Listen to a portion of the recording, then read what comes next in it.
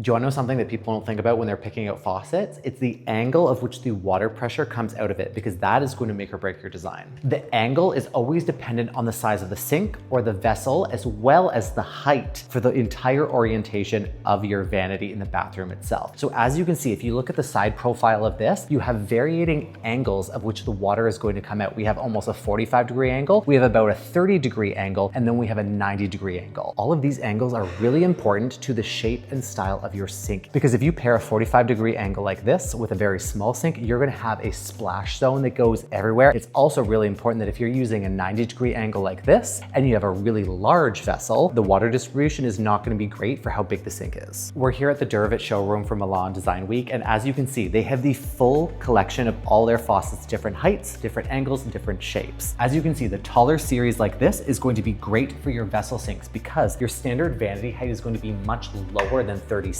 to accommodate the height of the actual vessel itself. Another really important feature is to understand where the drain is in relation to the water pressure coming out of your tap. You want it to land right on the drain or just before. If you have a really high water pressure and this water is coming out further than the drain, that's what creates a splash zone. This here is a great pairing because this water coming out at 45 is going to land directly on the drain itself. If you were to put a 90-degree angle one right here, the water is going to fall here and you lose out on using the rest of the sink itself. You'll notice that this is almost a 90-degree for the water coming straight down. Because this is actually going further than the drain itself, we've accommodated it with a much larger lip to prevent that splash zone. If this was back further, you could get away with a smaller vessel sink. This is a perfect example here because my hands, I can still wash here, lather, and then rinse off instead of feeling like my hands are too far forward. The length of the stems is really important as well, because once again, this comes down to the depth of your sink. If you have a really large sink, you're gonna want a stem that comes out further to get your hands underneath without it feeling too cramped. Especially if you're tall like myself, you're gonna want a large stem so you don't feel like you have to bend down and forward to wash your hands. Versus a smaller sink like this, the stem is about 2/3 less than this, which means your hands are gonna have to get much closer to the actual faucet